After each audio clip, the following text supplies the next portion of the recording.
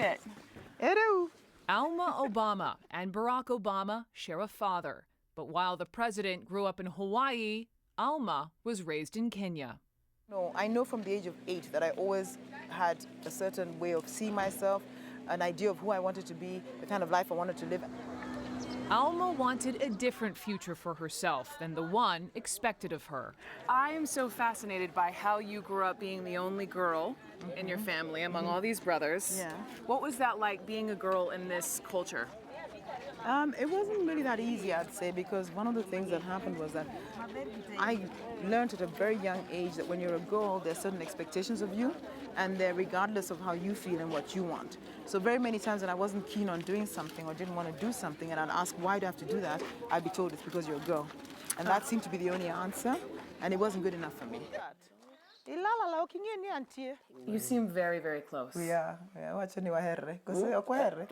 She used to carry it as little. To Alma, visiting her 93-year-old step-grandmother always felt like going home. Though Mama Sarah would often remind Alma of her obligations as a young woman. I would ask so many questions, and my grandmother was like, you just need to do what you're told to do. You're a girl, you should be listening, you should be a bit, passive, and I wasn't. I kept asking questions, and she would tell me that the rate you're going, you'll never get married, you'll never find a husband. And I'd be like, yeah, it doesn't matter because I'm going to choose my own husband. So she'd tell me, that's not going to happen. You're not going to choose your own husband, we choose your husband for you, and actually he chooses you. Came home, I came here very often, and in this setting it's very traditional. Like the boys would eat with my grandfather, and we would be cooking and we would serve them, we would bring the food to the table. So inside I was kind of having this sense of rebellion, and I was fighting, and I knew that at the end of the day, whenever it'll be, I'm going to be my own person. And that she did. Alma Obama founded an organization in the village where she was raised called Sauti Kuu, which means powerful voices in Swahili.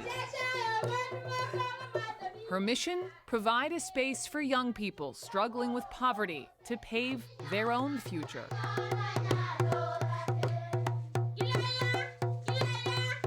One of our slogans, apart from saying to the young people, you are your future, we keep on telling them, use what you have to get what you need, not what you want, what you need.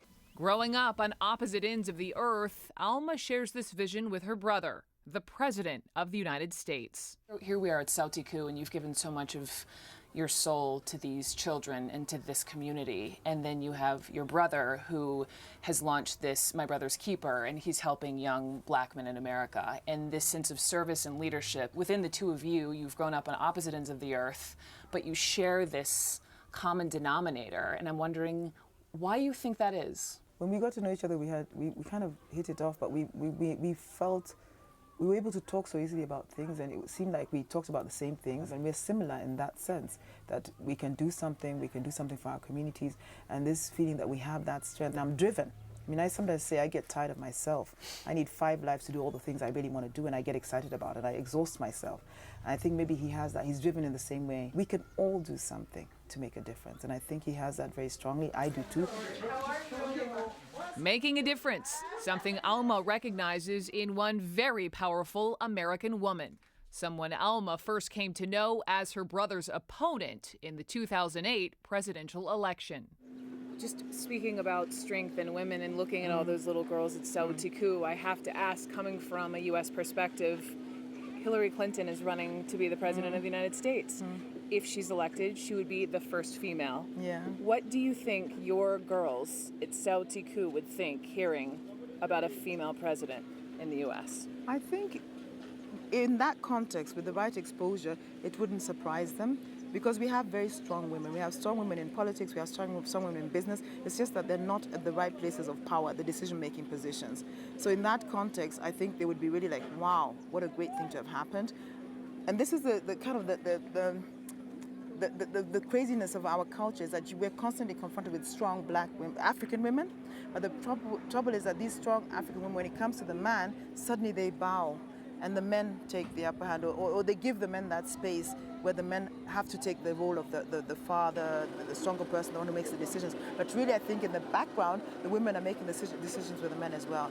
Do you think we would be seeing Hillary Clinton posters around here instead of Barack Obama posters? I think we're not ready for that in many ways. I think if we were to have a woman who's trying to be president in Kenya, because that's the way I would compare it, I think our men would be like, why a woman?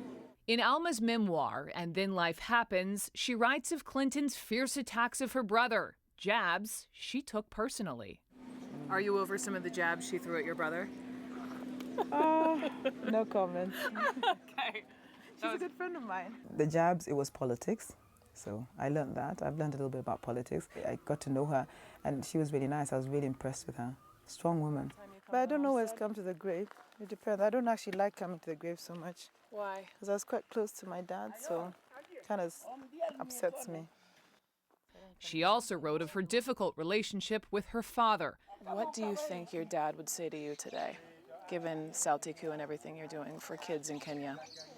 I'm hoping he'd be proud of me, because part of what I'm doing is trying to tell kids to take their lives into their own hands and determine their destiny. And that was something that my dad felt very strongly about. Although saying that as a girl, he did try to, and the only girl, he did try to kind of control the decisions I made because he thought he knew better and all that. And he also taught me very much, and this is on a very personal level, that nobody is better than me, which was really amazing. It doesn't matter where the person comes from. They have to prove themselves as much as I have to prove myself, which was for me a really good start in life because there were a lot of challenges being a girl, and being able to prove yourself and box your way through things and get what you needed was not always easy. And I always had that pride, and this is probably what people tend to call the Luo pride, that I had this pride knowing that I'm just as good as the next person and I can do just as well as the other person. So in that sense, it gave me a strength that enabled me to do a lot of things. But he also challenged me. So I was always trying to prove to him that I was as good as or better than he wanted me to be, which made our relationship very, very difficult. Because, you know, when you're constantly trying to prove yourself to somebody, and it was difficult when he passed away because suddenly I had this feeling, ooh, okay, now I don't have to prove myself to anybody, which kind of took away some of my steam and my energy. And it was a bit of a shock.